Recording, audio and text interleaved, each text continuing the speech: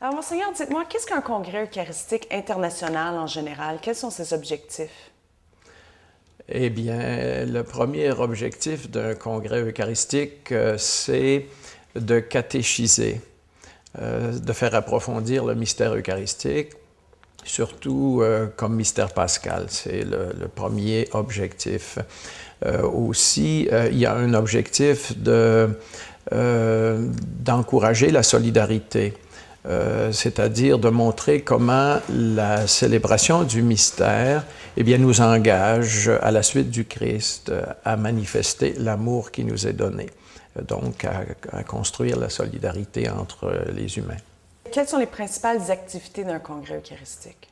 Bon, il y a, d'abord, ça dure une semaine. De dimanche à dimanche. Il y a une célébration d'accueil, d'ouverture, qui est toujours une célébration eucharistique, mais qui peut être accompagnée par un spectacle, des chorales, enfin, il y a différents modèles.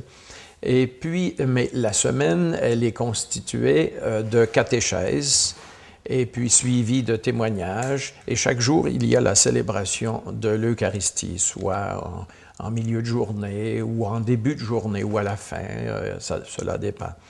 Et puis, dans l'après-midi, eh bien, il y a davantage d'activités de partage, d'échange, de tables rondes ou des activités de visite. Ou des artistiques aussi. Enfin, il y a toutes sortes de possibilités. Dans les activités, habituellement, il y a une procession solennelle publique. Le jeudi, dans la mesure du possible, comme c'est la journée eucharistique par excellence dans la tradition de l'Église, à cause du jeudi saint, eh bien, la procession habituellement se fait cette journée-là.